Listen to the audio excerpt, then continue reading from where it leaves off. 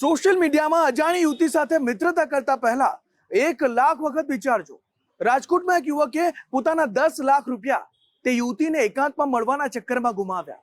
તો જામનગરના એક યુવકે પોતાની સોનાની ચેન પોતાના સગા હાથે તે યુવતીને આપવી પડી।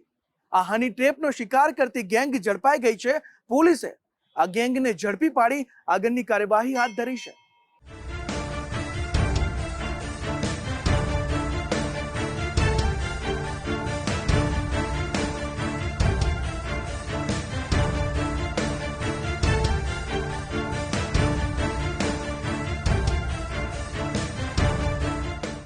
જામનગરમાંથી હની ટ્રેપ આચરતી ટોળકી ઝડપાઈ।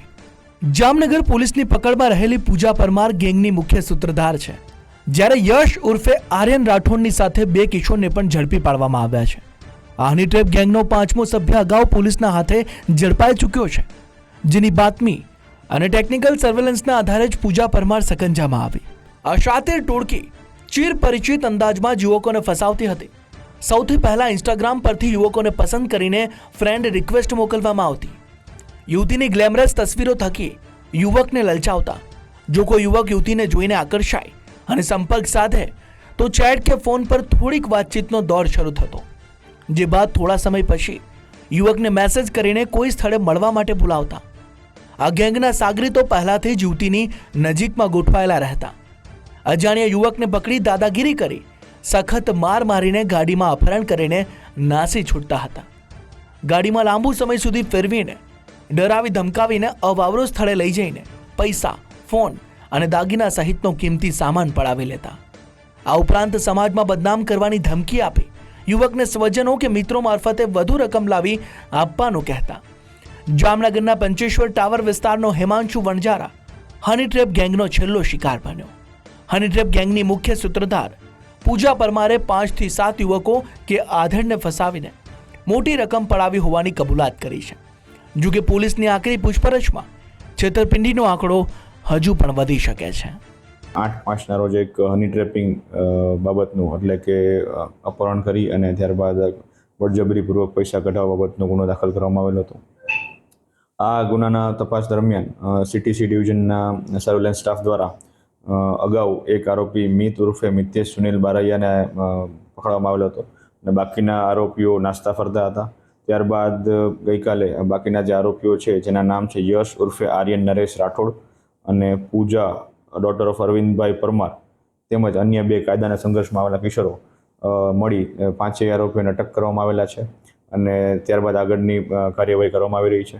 તેમજ આ લોકો દ્વારા પ્રાથમિક દ્રષ્ટિએ પૂછપરછ કરતા એવું જાણવા મળેલું છે કે અગાઉ આ જ પ્રકારના એમઓ દ્વારા અગાઉ 6 કે 7 કે તેનાથી પણ વધારે લોકો સાથે આ પ્રકારનું ચીટિંગ અને આ પ્રકારનું હની ટ્રેપિંગ એમના દ્વારા કરવામાં આવેલું છે।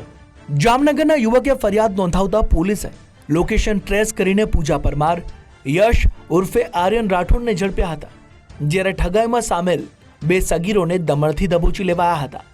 આ ગેંગે રાજકોટ, જામનગર, મોરબી અને પોરબંદરમાં 6 જેટલા યુવકોને ફસાવીને કિંમતી સામાન પડાવ્યો હોવાની કબૂલાત કરી છે। આ ટોળકીએ રાજકોટના એક સદ્ધર વ્યક્તિને ફસાવીને 10 લાખ રૂપિયાની ખંડણી વસૂલ કરી હતી, તો જામનગરમાં ઢોસાની લારીવાળાને ફસાવી 3 તોલા સોનાની ચેન લૂંટી લીધી હતી। આ જે અગાઉ ભોગ બનનારા વ્યક્તિઓ છે તે અમુક રાજકોટ, મોરબી તેમજ જામનગરના હોવાનું પ્રાથમિક દ્રષ્ટિએ જાણવા મળ્યું છે।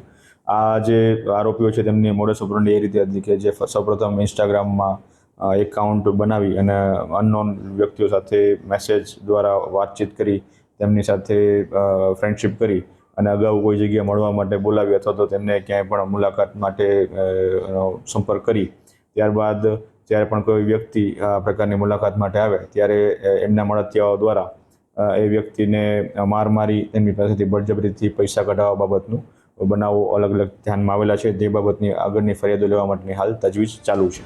હની ટ્રેપ ગેંગના ઝડપાયેલા આરોપીઓની ઉંમર ભલે નાની હોય, પરંતુ તેઓ પ્રોફેશનલ ગુનેગારો જેવી પદ્ધતિ અપનાવીને છેતરપિંડી આચરતા। સોશિયલ મીડિયા થકી સંપર્ક સાધીને એકાંતમાં બોલાવી લૂંટી લેતી ટોળકી સમાજમાં બદનામ કરવાની ધમકી આપીને મોટી રકમ પડાવી લેતી। જામનગર પોલીસની સતર્કતાથી વધુ લોકો છેતરાઈ જતા બચ્યા છે।